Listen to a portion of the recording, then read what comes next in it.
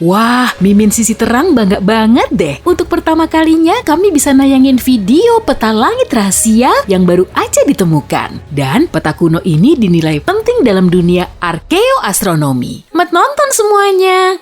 Tersembunyi di antara bintang lain di langit selatan, peta ini telah ada sebelum penjelajah Inggris dan Belanda membuat peta pertamanya pada abad ke-16 sampai 17. Penjelajah Spanyol menggunakannya sebagai pemandu navigasi dalam pelayaran melintasi belahan bumi selatan pada abad ke-16. Peta ini juga ngasih tahu letak geografi sumber daya alam di dunia baru. Dan kalau banyak hal masih jadi rahasia besar, peta langit ini juga pasti nggak banyak diketahui.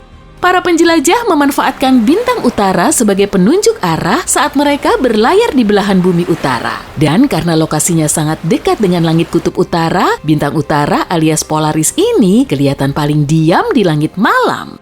Foto timelapse yang terfokus ke Polaris telah nunjukin jejak bintang sirkumpolar, tapi bintang utara ini tetap ada di posisinya secara virtual. Polaris benar-benar menunjuk ke utara di sebelah utara Khatulistiwa, dan ketinggian si pengamat di atas permukaan laut saat melihatnya juga nunjukin garis lintang utaranya. Tapi di selatan Khatulistiwa, bintang ini nggak kelihatan, dan di situ nggak ada bintang selatan. Makanya saat kapal ekspedisi berbendera Spanyol mendekati Khatulistiwa, bintang Polaris makin terbenam di buritan kapal.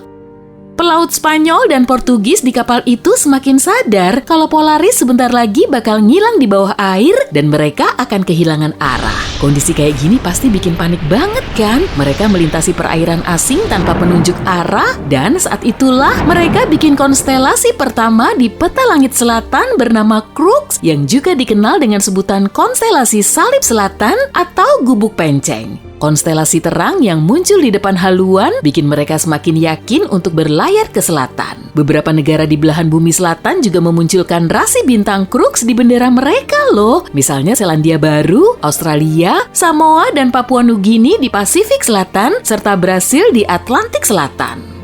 Letak geografis yang sangat berlainan ini menjadi faktor penting dalam menyingkap kerancuan antara konstelasi modern dan peta langit rahasia. Konstelasi kedua yang termuat di peta langit rahasia juga nggak kalah penting dari Crux, tapi bintang ini lebih redup dan jauh lebih mungil. Rasi bintang Musca atau Lalat terdiri dari beberapa bintang redup. Konstelasi ini telah membuka gerbang penemuan lain setelah para pelaut ngeliat Salib Selatan. Bintang di langit selatan jauh lebih banyak daripada di langit utara. Area ini dihiasi banyak kumpulan bintang karena posisi matahari nggak jauh di atas piringan Bima Sakti. Saat manusia di belahan bumi utara menatap langit, mereka sebenarnya lagi ngeliat Bima Sakti. Tapi saat manusia di belahan bumi selatan menatap ke arah yang sama, mereka ngelihat piringan galaksi yang bertabur bintang, nebula, nebula planet, serta awan Magellan besar dan kecil di dekat Bima Sakti. Makanya belahan bumi selatan punya banyak teleskop dan observatorium terbaru, terbesar dan tercanggih. Banyak benda langit bisa diamati di tempat ini. Tapi dari sekian banyak bintang di langit selatan, kenapa konstelasi Musca dianggap sangat penting ya? Padahal kan ukurannya kecil, cahayanya juga redup. Di peta langit rahasia, para pelaut juga mencantumkan konstelasi Lalat ini di bawah Salib Selatan. Alasannya apa ya? Nah, jadi gini, para pelaut di atas kapal ngerasa seneng banget saat tubuh mereka digigit lalat. Artinya di dekat situ ada daratan. Dan setelah berlayar cukup lama dari Spanyol, mereka pasti pengen banget menapakkan kaki di daratan kan?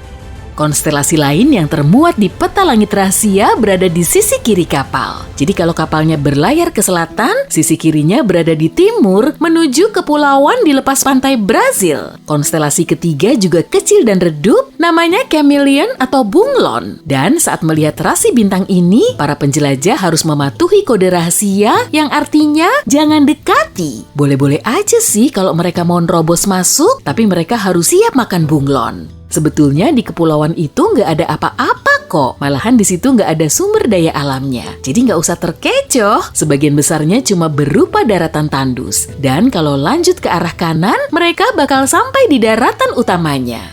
Agak jauh ke sebelah timur dari Chameleon, ada juga tanda dilarang masuk. Namanya konstelasi Volans atau ikan terbang. Ikan ini juga nggak bisa dimakan. Ya udah deh, lanjut ke arah barat daya aja kalau gitu.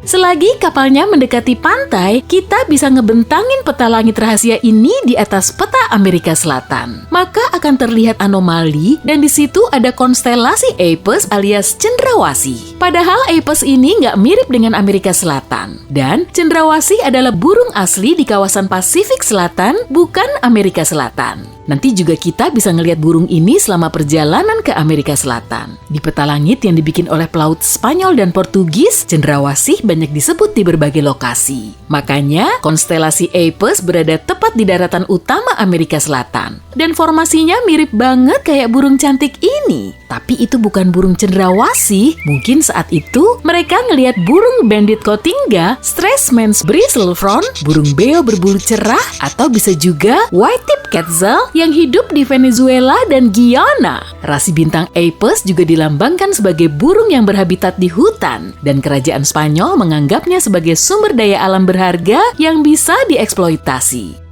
Kapal Spanyol yang berlayar dari Chameleon ke Apus juga menyusuri daratan Amerika Selatan yang sangat luas. Mereka melewati mulut sungai Amazon yang saat itu belum diberi nama. Kemudian mereka menandai lokasi ini dengan konstelasi Hydra atau ular laut. Hewan ini sangat ikonik di kawasan Amazon.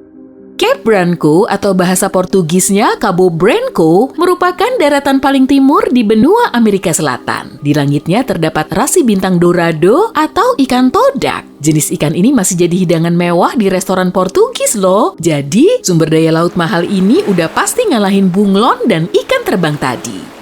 Nah, selagi kapalnya melewati area yang sekarang bernama Arus Brazil, peta langit ini nunjukin formasi burung toucan. Dan seperti di Argentina, kehadiran burung toucan di area ini mengindikasikan kalau di situ kaya akan kacang dan buah-buahan. Selanjutnya ada konstelasi Phoenix. Burung ini dipercaya bisa hidup abadi dalam mitologi klasik. Ia bisa hidup kembali dari kobaran api yang ngebakar tubuhnya. Para pelaut kita udah berlayar sangat jauh ke selatan. Para penjelajah Eropa belum pernah loh melakukan ekspedisi sejauh itu. Kondisi perairan di situ jauh lebih nyeremin. Tierra del Fuego atau tanah api punya banyak gunung berapi yang memuntahkan lava cair. Tapi langit malamnya dihiasi aurora bertabur cahaya merah, hijau, dan biru. Waduh, para pelaut kita mulai ngelawan arus tuh. Hawanya juga mulai dingin. Kapal mereka terus menerjang Selat Magellan menuju Samudra Pasifik. Konstelasi Phoenix melambangkan keberhasilan mereka menuju Pasifik, kemudian belok ke utara. Momen ini sudah lama mereka tunggu-tunggu karena akhirnya mereka bisa lolos dari tanah api. Seakan-akan mereka bisa terlahir kembali setelah mampu belok ke utara. Di titik inilah semua peta langit yang diterbitkan sejak tahun 1603 silam menempatkan konstelasi Grus atau burung bangau. Padahal Grus bukan bangau karena burung ini nggak hidup di Amerika Selatan. Oke, berarti kita perlu ngebongkar misteri penamaan rasi bintang yang ketuker-tuker ini kan? Apus bukan cendrawasih, Grus bukan burung bangau, dan Pavo juga bukan merak. Nama yang aut-autan ini berasal dari peta bintang buatan kartografer asal Belanda bernama Petrus Plancius. Dia hidup sejak tahun 1552 sampai 1622. Dan si pembuat peta menerbitkan peta langitnya ini berdasarkan observasi bintang yang dilakukan oleh Peter Kaiser di Pulau Madagaskar. Madagaskar ditemukan oleh pelaut Portugis dengan 13 kapalnya pada tahun 1500. Beberapa abad kemudian, tempat ini sering disinggahi kapal Portugis. Peter Kaiser mungkin juga kenal dengan pelaut Portugis yang infoin soal konstelasi langit selatan. Peta ini dikembangkan oleh pelaut Spanyol dan Portugis dalam ekspedisi Spanyol mengelilingi Amerika Selatan. Nah, peta inilah yang menjadi peta langit rahasia kita. Meski nggak ada bukti pendukungnya, klaim ini bisa ngejelasin penamaan rasi bintang yang ketuker-tuker. Burung yang tadi disebutin di peta langit rahasia memang hidup di Amerika Selatan. Jadi bukan burung Hindia Timur seperti di peta langit modern. Grus bukanlah bangau, tapi flamingo. Dan flamingo hidup di Chili. Para pelaut yang berlayar ke pantai barat Amerika Selatan saat itu ngelihat flamingo, konstelasi yang sekarang bernama Grus ini pernah dijuluki Phoenicopterus pada abad ke-17. Phoenicopterus adalah nama Latin dari flamingo. Jadi, Grus adalah flamingo. Kasus yang sama juga terlihat pada penamaan konstelasi Pavo alias burung merak di peta bintang modern. Pavo adalah nama Latin dari merak. Burung ini juga nggak hidup di Amerika Selatan karena termasuk burung asli Pasifik Selatan. Tapi dalam bahasa Spanyol, kata pavo berarti kalkun. Dan kalkun memang hidup di Spanyol. Nah, ini nih penentunya. Dalam bahasa Portugis, kalkun disebut peru. Burung paling mencolok di negara Peru adalah Condor Andes, sekaligus sebagai burung terbesar di dunia yang bisa terbang. Konstelasi Pavo ngebentuk formasi Condor Andes yang jauh lebih mirip kalkun dibandingkan merak. Dan kalau ada Condor Andes, berarti di situ ada daging.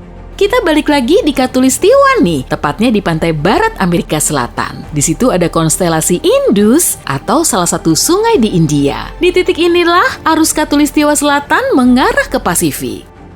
Oke, itu tadi keseluruhan isi peta langit rahasia milik para pelaut. Kalau kamu pengen mampir di kota 5 di Peru, jangan lupa bawa jeruk nipis ya, biar matching sama namanya di bahasa Spanyol. Dan kalau perlu, bawanya 5 kuintal aja, biar 5-nya juga samaan.